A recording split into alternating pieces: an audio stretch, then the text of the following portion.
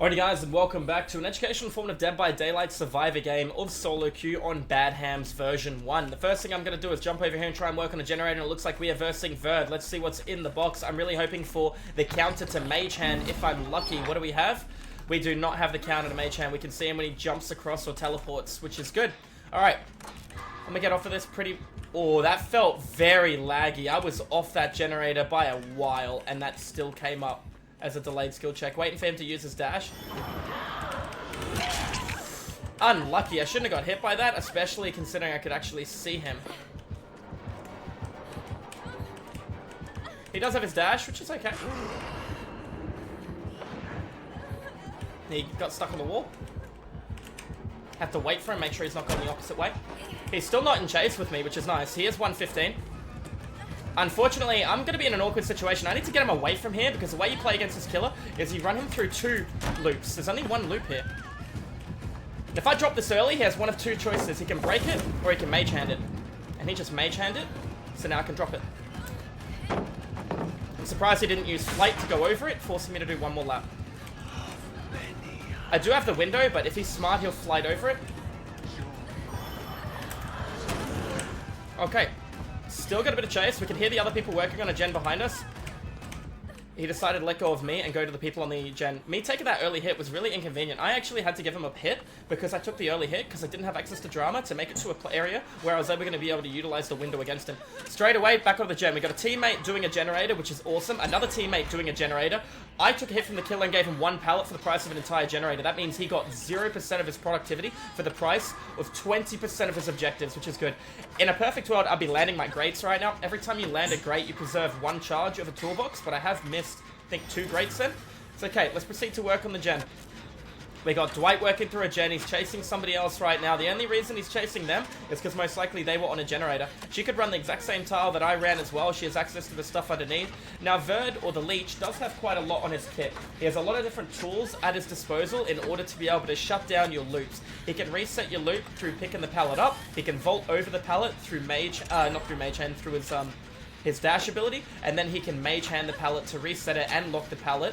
And on top of that, he can also hit you through walls like he did with me. So he's actually got quite a lot of awesome abilities in his kit when you learn and fully understand how to play the killer. Now, what do we know?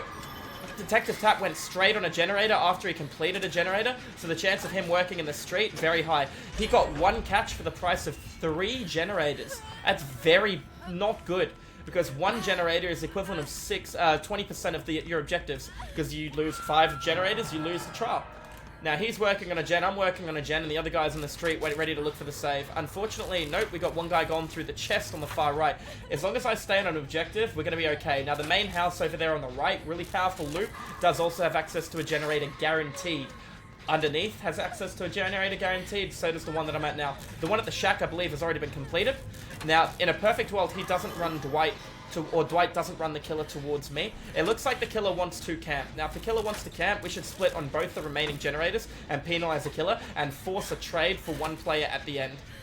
We don't know where the killer is. We had Kindred and he wasn't on Kindred. I didn't hear him use his dash ability, so yet again, we are uncertain of the direction of the path the killer wants to go. He went back to the hook based on the fact we see Detective Tap on the HUD, the HUD, heads up display. We see Detective Tap is down chasing the killer. Everybody's hurt, everybody's injured, working on gens. The best thing we can do right now is basically the killer has exposure on every player because everyone's going to go down in 1 hit no matter what. We need to group, stack, and heal. So what I'm going to do is I'm going to proceed to work on my generator right now. I'm going to finish my gen, then I'm going to look at my ally, heal my ally because or my ally can heal me. Either way, we both need to be healed. He found the 1 player that he'd already hooked. That was somebody he was not allowed to find. The only player he wasn't able to. I've sat AFK working on this gen down here, and the player on hook gets to see the aura, so the player on hook should have came running straight towards me, knowing that I'm working on a generator across the board. She could have worked with me, I could have healed her, all could have went great. The other gentleman is going through a chest again. That tells me he's most likely running the rummage perk or plunderer's instinct. I don't want to go over and save her. I see the the chest is reset. I'm going to quickly check this in case it has access to Mage Hand.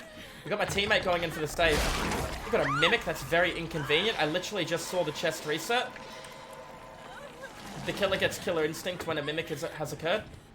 Alright, the bad news is I'm injured, and the player on Death Hook, she is getting healed. This is good. I'm going to come across, heal her, and we're going to triple heal, and the best thing we can do after a triple heal is split. The killer literally took advantage of a player making bad decision, and she could have got eliminated out of the trial. I mean, I feel like that was very dangerous for all of you to stack there.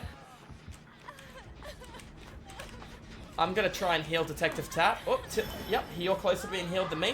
Even if he gets Dwight and we all get to heal and we all get to reset, it's going to put the killer in a really awkward situation. What matters right now is making sure that we have access to full health players everywhere. 2 can stack there. I can go work on something else. I've built to last. I'm going to go in the main house. Look at that. Everyone's full health but Dwight. In perfect world, we find Dwight, and then that's going to be the killer in a really awkward spot. This house is very strong to loot. I do, however, want to play to one of the lockers. He's using the bubble. Make sure it doesn't come to me because he does get killer instinct with it.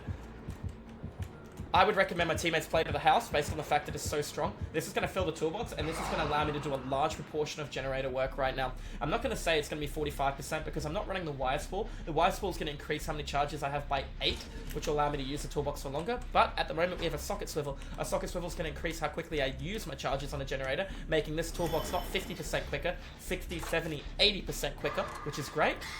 But, however, I do lose out on the 8 charges, and if I was landing greats during those 8 charges, I preserve. So every time I'm landing a great, I'm preserving 1 additional charge. So if I'm landing 3 greats, that's 3 extra charges. It just shows you how powerful the wire spool really is, right? Especially, that's me using half a wire spool now with those 4 greats. So that gen would have been over 50% if I decided to use the wire spool add-on. So it just goes to show you strongest add-on on the toolbox. A lot of people will tell you it's a brand new part. Brand new part can be good, but you need to use it on the right gen. A lot of people don't know that if you use a brand new part on a gen at 0%, and then you land the brand new part and get off the gen straight away, the killer can't see the gen moving, so the killer doesn't know the gen has been started, and the gen has just knocked off 9 seconds of the 90-second gen. So that's a little strategy you can use if you're very clever, but at the same time, it depends on your synergy, your team's understanding, a lot of different mechanics. He was able to find and catch Dwight. It took a very long time, and look at the split that we had. I went to work on a solo generator myself. I'm not going to complete this. He might have pain res and get me off the gen, but we know he likes to commit to chases. The last thing I want him to do is tunnel the poor Dwight and kill the Dwight. My gen's at 99. I'm going to wait for him to get the hook. We know the street gen's being worked on. I can easily tap this and get the killer away. If I see the killer coming up the stairs, I can do...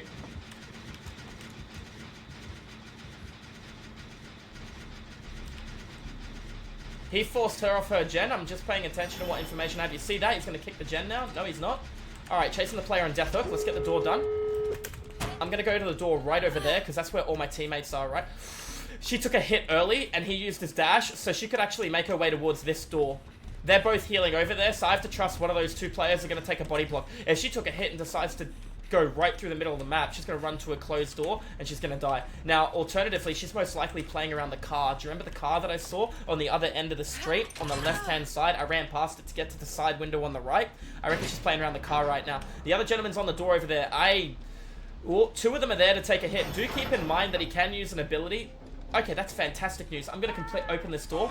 Unfortunately, I was unable to take the save on her. There's no reason for me to 99 the door. If he downs Dwight and goes for Dwight to heal the other one, we're going to open the door fully. He's chasing Dwight. I'm not going to try and take a hit for Dwight because Dwight's not on Death Hook. I'm going to go try and get the guy up from dying state.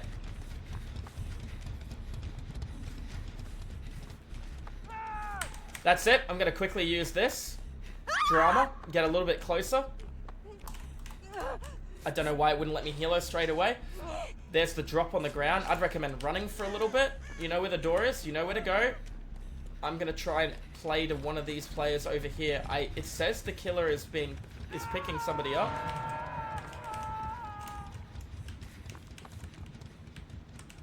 Use that line of sight as long as I can. Oh, killer instinct. Move away. You just got seen on killer instinct. He knows where you are. You should be very careful. He's got control on 50% of the board, which is bad.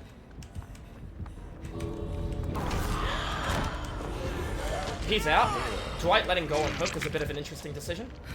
There's nothing the killer can do here. Body block. Wait, there it is. Alright, Dwight's going to be able to get out. So we played that well. Interesting that the killer was so fixated on the guy on Death Hook, he let me walk right past him. We did end up saving Dwight. He did have an extra hit hit point on him too, which is nice. Anyways, guys, that's going to be an educational informative Dead by Daylight Survivor game. If you enjoyed the educational informative DBD Survivor and Killer content, make sure you tune into the live stream. I do educational informative DBD Killer and Survivor content over at Twitch if you guys want to pop on in. Team came together really well, especially for solo queue. There was a lot of split pressure on different objectives at the start of the game. Unfortunately, the Killer had one player on Death Hook. He didn't go back and eliminate the target, allowing Detective Tap to heal him up, putting the Killer in an awkward spot, and that ends up getting 4 people out. Thank you all for watching, guys, and I'll see you in the fog in the next video. Have a good one. Cheers.